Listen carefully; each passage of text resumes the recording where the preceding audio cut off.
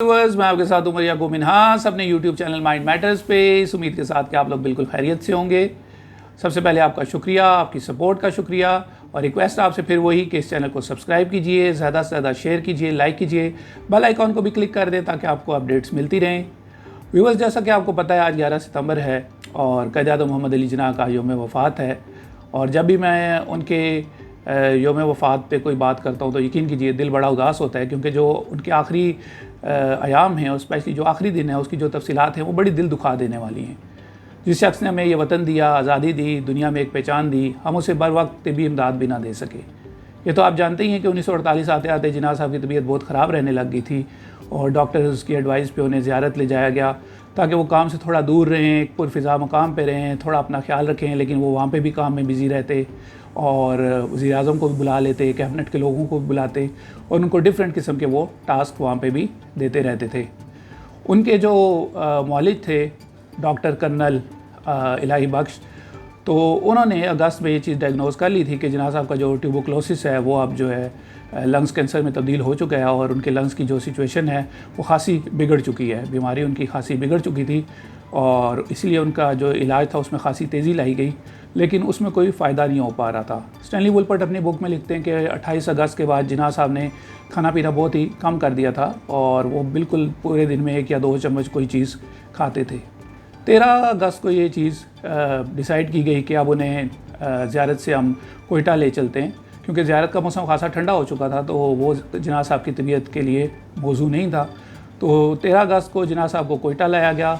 पहली जब पाकिस्तान की बर्थडे आई 14 अगस्त पे, तो जो पैगाम भी जारी किया गया जिन्ना साहब के हवाले से वो उन्होंने ख़ुद नहीं डिक्टेट करवाया था, ना लिखा था, बल्कि गवर्नर हाउस का जो उनका अमला था उसने वो पैगाम तहरीर किया था। और जिन्ना साहब का ट्रीटमेंट चलता रहा कोयटा में, लेकिन इसी असना में उनको नमूनिया भी हो गया, उनकी तबीयत मज़ीद बिगड़ गई और फिर ये चीज़ तय पाई कि अब उन्हें कराची लेके जाया जाए, क्योंकि इसके अलावा कोई चारा नहीं है। तो 9 सितंबर को उनको कराची ले जाने का फ़ैसला हुआ। 10 को ये मुमकिन ना हो सका, उनकी तबीयत ज़्यादा ख़राब हो गई और वो फ़िज़ाई सफ़र के लिए उस वक्त पूरी तरह तैयार ना थे। 11 सितंबर को 2 बजे जिन्ना साहब का जो जहाज़ था वो कोयटा से कराची के लिए उड़ा और 4:15 पे मारीपुर एयरबेस पे उतरा, जहाँ पे उनके मिलिट्री सेक्रेटरी कर्नल नॉलेस जो थे वो मौजूद थे। एक मिलिट्री एम्बुलेंस थी और एक कैडिलक कार थी। कोई लंबा चौड़ा स्टाफ नहीं आया था उन्हें लेने।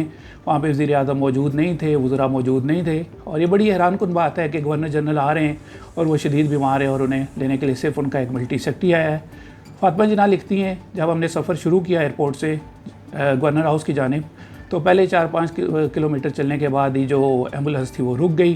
पहले ड्राइवर ने कहा कि इसमें पेट्रोल ख़त्म हो गया है, फिर वो उसको ठीक करने की कोशिश करने लगा, फिर उसने कहा कि इसके इंजन में कोई ख़राबी है और रोड साइड पे वो एम्बुलेंस रुक गई।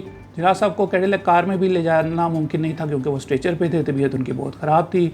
सिस्टर डेनहम जो थी और फातिमा जिन्ना उनको पंखा कर रही थी ताकि उनको मक्खियों से महफूज रखा जा सके, ताकि उनकी तबीयत मज़ीद ना बिगड़े गर्मी की वजह से।